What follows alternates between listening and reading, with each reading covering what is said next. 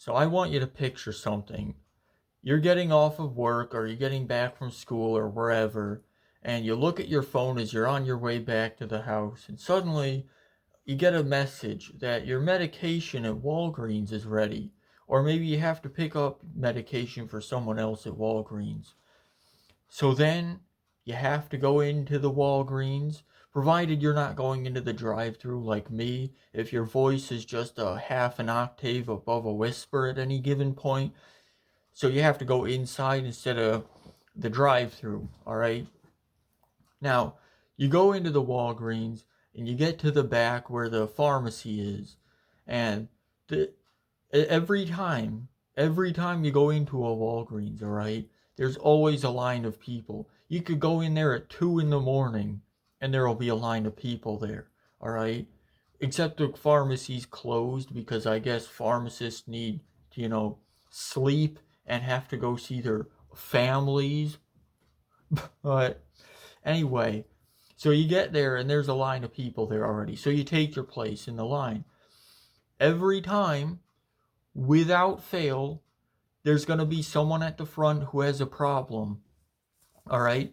You go in there and the person at the front automatically they're having some kind of an issue, all right? There's like some old granny up there or some woman or some guy they're standing up there and the computer's not working or they can't remember some information and they have to look it up and so they're taking 10 minutes, the line's backed up, okay?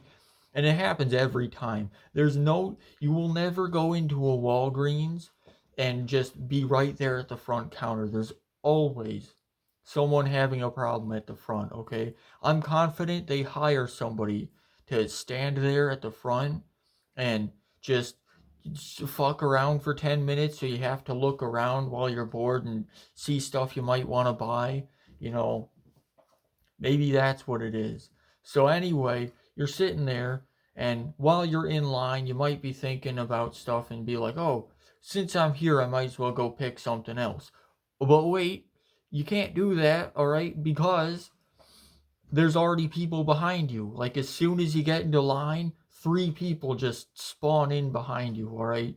So if you go to get something else, you lose your place in line and you're spending another half hour in line there, all right? So slowly you make your way to the front of the line there, all right? Grant, it's possible someone else could have another problem in there, okay? If you see a woman with a couple of children, God's help you. You're going to be there for hours, all right? But eventually, slowly and painfully, you're going to make your way to the front counter. And you get there and you're getting the medication, and the person asks, um, a name and date of birth, okay? So you give them the name, and then your mind just blanks at the date of birth every time. You can recite like if you're getting it for someone else and you have to recite their date of birth, you'll get to the front and you'll just forget what day they were born, okay? It could be your spouse, it could be your kids, okay? It could even be you. You'll just forget the date of birth. It'll just disappear out of your mind, all right? It's like taking a final exam in there, just losing information. Luckily, they're usually pretty lenient on that one. So you go through there, you get the medications. There's a pretty solid chance that for some reason they won't have you one of the medications. Even if you get a message and it'll be like, all your medications are ready at Walgreens, and the person will be like, oh yeah, uh, this one is not here today because I don't know, the pharmacy goblin came in and stole some of the medications, so this other medication's gonna be here in 2 weeks. So you get to go through this nightmare yet again in 2 weeks, okay? It's all part of the grand plan, okay? It's all part of their master plan. So after all of that, you get the medication, you get scrape together what little patience you have left, and you make your way out. Now, sometimes you might have to get something else. You're on your way out, you'll see something on the shelf there, and you'll be like, okay, I'll just grab that and walk by the front counter. Not usually a problem, unless there's nobody at the front counter. So, what you do, you get to the front counter, there's no one there, but there's a button that says press for assistance, and you press the button, And what do you think this button does? I don't know, sends a message to one of the workers, or like it turns a light on overhead. No, what it does is it goes through the intercom and it announces to the whole store that someone needs help at front. Okay? The whole store gets to hear that shit. And for some reason, at the one near where I live, it says you press the button and it says help needed at the photo counter. Even though there's a separate photo counter that you're not at, you're at the front counter. But that's what it says. And so, like, half the time you press the button and it'll say help needed at the photo counter. And then one of the workers probably thinks, oh, there's somebody at the photo counter. Okay, let me go over there, which is on the other side of the store. So they don't go to the front counter unless they get to the front counter and they're like, oh, yeah, this dumbass thing says it's at the photo counter, not at the front counter, all right?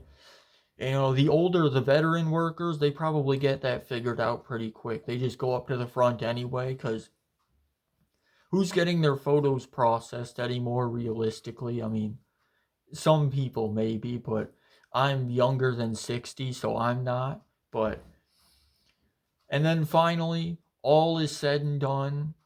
It's all good. You've survived the gauntlet, okay?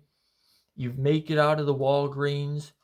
And for some reason, Walgreens parking lots, maybe it's just the ones near where I'm at, or the one specifically where I'm at, but the parking lot is like 10 feet across. So you gotta make sure as you're backing out, you don't back straight into another car because you get like 6 feet of clearance. I think that might just be a problem with the one near me, I guess. But yeah, so the moral of this story, basically, I better not need medication when I get older, because I think it'd just be a lot easier for me to die, okay? I think it would prolong my life by not undergoing the stress that is the Walgreens. And I just live out the rest of my life in blissful ignorance. Unless you go through the drive-through, but I don't do drive-throughs because fuck that noise, I guess. So yeah.